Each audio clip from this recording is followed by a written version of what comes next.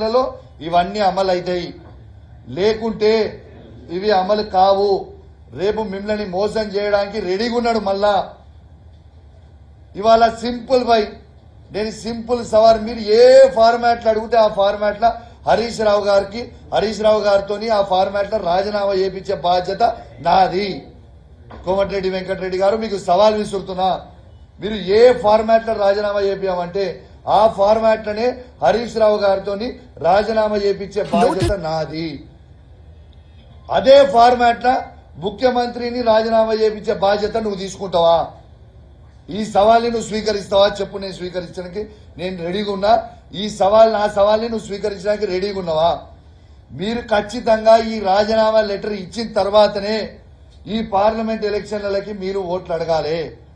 లేకుంటే మీరు ఓట్లు అడగొద్దు. దయచేసి మీకు దండం పెట్టి చెప్తా ఉన్నా, తెలంగాణ ప్రజల్లారా, ఇప్పటికే ఆయన చెప్పిన మాటలు విని మనము అసెంబ్లీ ఎలక్షన్లలో మోసపోయినాం. ఈ పార్లమెంట్ ఎలక్షన్లలో దయచేసి మోసపోవద్దు. మీకు ఇంకోటి కూడా చెప్పాలా, ఇవాళ సంచలనమైన న్యూస్ చెప్తే ఇప్పుడు రాసుకోరు. ఇదిగా ఇప్పటిదాకా నేను కేసీఆర్ గారికి, కేటీఆర్ గారికి, హరీష్ రావు గారికి కూడా చెప్పలే. ఈ వేదిక మీద ఉన్న వాళ్ళందరూ కూడా ఎవరికి నేను చెప్పలే. ఇప్పుడు మీతోనే చెప్తున్నా. కోమటిరెడ్డి వెంకటరెడ్డి నాకే ఒక మనిషిని నా దగ్గరికి పంపించిండు. నాతో 22 మంది ఎమ్మెల్యేలు ఉన్నారు. జర మీ సార్తో మాట్లాడా, గవర్నమెంట్ వడగొడదాము, మళ్ళా నేను ముఖ్యమంత్రి అవుతా అని నాకే వచ్చి చెప్పించిండు. ఒక మనిషిని పంపించిండు నా దగ్గరికి. కానీ నేను ఈయన నమ్మలే. నేను కనీసం కేసీఆర్ గారికి, కేటీఆర్ గారికి, హరీష్ రావు గారికి నేను ఎవరికి చెప్పలే. ఎందుకంటే ఈయన మీద నమ్మకం లేదు. ఈయన పిచ్చోడు, రూమ్ ఒకటి మాట్లాడతాడు, రూమ్ బయట పోగానే ఇంకోటి మాట్లాడతాడు. మాకు ప్రజలు ప్రతిపక్ష హోదా ఇచ్చిర్రు, మిమ్మల్ని ప్రశ్నించమనే ఇచ్చిర్రు. కాబట్టి ఆ నమ్మకం మా కేసీఆర్ గారు అదే చెప్తున్నారు. కాబట్టి నేను ఖాళీ కూడా వాళ్ళకి చెప్పలేదు. నేను నిజంగా చెప్తా ఉన్నా, ఈ కోమటిరెడ్డి వెంకటరెడ్డి గారికి ఖచ్చితంగా మెంటల్ హాస్పిటల్ తీసుకుపోవాల్సిన అవసరం ఉన్నది. ఎందుకంటే ఆయన మానసిక పరిస్థితి మంచిగా లేదు. అసెంబ్లీకి వస్తాడు, మందు దాకా వస్తాడు. ఇది నిజం నేను చెప్పింది. కాంగ్రెస్ పార్టీ వాళ్ళనే అడుగురు మీరు. అసెంబ్లీకి వస్తాడు, మందు దాకా వస్తాడు. మొన్నటిదాకా పార్లమెంట్ వేయడు, మందు దాకా వస్తాడు.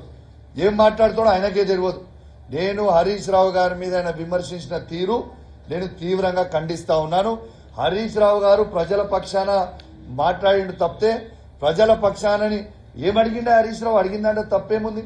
మీరు 100 రోజులల్లా 6 గ్యారంటీలు అమలు చేస్తామని పెద్ద పెద్ద పేపర్ యాడ్లు ఇచ్చి బాజాప్తు మైకులు పట్టుకొని చెప్పింది మీరే కదా.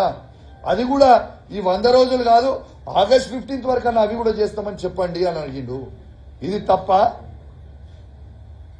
మిమ్మల్ని రుణమాఫీ చేస్తా అన్నాడు, అది అడిగిండు. అది తప్ప? దేనికి తప్పు? నువ్వు మాట్లాడింది ఏంది అంటే, మీరు నోటుకు వచ్చినట్టు మాట్లాడితే, మీరు ఇష్టం వచ్చినట్టు మాట్లాడితే మేము చూసి పడ్డానికి ఈడేమైనా ఉన్నామా అనుకుంటున్నాం ఏంది? బాజాప్తు చెప్తున్నాం. మీరు ఒక్క మాట అంటే మేము 100 మాటలు అంటాం. బిడ్డ మీ నోరు జాగ్రత్త దగ్గర పెట్టుకొని మాట్లాడు. మీరు అధికారంలో ఉన్నారు, బాధ్యత కలగా మాట్లాడండి. నోటికి వచ్చినట్టు మీరు మాట్లాడితే, మీరు ఒక్క మాట అంటే మేము 100 మాటలు అంటాం. తస్మాత్ జాగ్రత్త. మీకు ఎవ్వడు, నీకు భయపడేటోడు, రేవంత్ రెడ్డికి భయపడేటోడు ఈడ బీఆర్ఎస్ పార్టీలో ఎవ్వడు లేడని చెప్పి కూడా మీ అందరు కూడా తెలియజేస్తా ఉన్నాను. ఈడ ఉన్నది కేసీఆర్ సైనికుల బిడ్డ. తస్మాత్ జాగ్రత్తగా ఉండరు బిడ్డ. తాట తీస్తాం. మీరు అనుకుంటున్నారు ఏదో అని, మీ తాట తీస్తాం. ప్రజలు రెడీగా ఉన్నారు.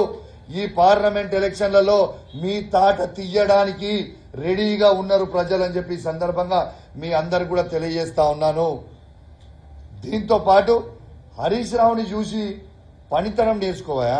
హరీష్ రావుని చూసి కుళ్ళుకోకు. హరీష్ రావు ఎట్లా పనిచేస్తున్నావు చూడు. హరీష్ రావుని నువ్వేదో టీఆర్ఎస్ బీఆర్ఎస్ పార్టీ పనుల్లాగా పనిచేస్తున్నావు అన్నాడు. నువ్వేమైనా కాంగ్రెస్ పార్టీ ఓనర్ వానే?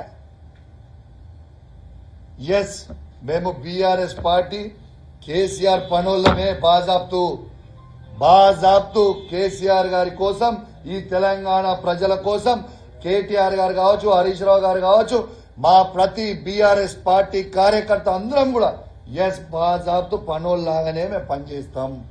నీకేందా ప్రాబ్లం? బాజాప్తు పనిచేస్తాం, నీకేంటిదా? నువ్వు చెప్పిన 6 గ్యారంటీలు చేయరి. వీళ్ళకి ఈయన ఆర్ఎండ్బి శాఖ మంత్రి, సిగ్గు లేకుండా కేసీఆర్ గారు ఇచ్చిన రోడ్ల పనులన్నీ కూడా క్యాన్సిల్ చేస్తున్నాడు.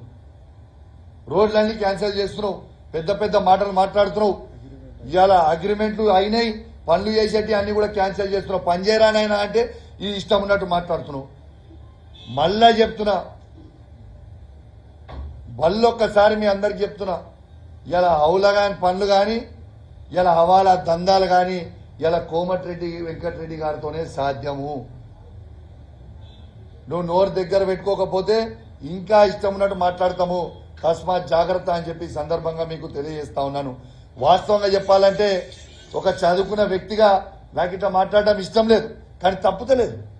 వాళ్ళు నోటికి వచ్చినట్టు మాట్లాడుతున్నారు, ఇష్టం ఉన్నట్టు వచ్చినట్టు మాట్లాడుతున్నప్పుడు మేము మాట్లాడకపోతే ఎట్లండి? ఇలా ఖచ్చితంగా మేము చెప్తున్నాం, మళ్ళా చెప్తున్నా, వెంకన్న నీకు దమ్ముంటే రేవంత్ రెడ్డి నువ్వు మొగోళ్లే అయితే ఈ సవాల్ని మీరు స్వీకరించుర్రి. మీరు ఏ ఫార్మాట్ లో రమ్మంటే ఆ ఫార్మాట్ లో రాజీనామా చేపించే బాధ్యత హరీష్ రావుది, నాది. హరీష్ రావు గారు రాజీనామా చేపించే బాధ్యత నాది. నీకు దమ్ముంటే, రేవంత్ రెడ్డికి దమ్ముంటే, మొగోళ్ళు అయితే అదే ఫార్మాట్ లో మీరు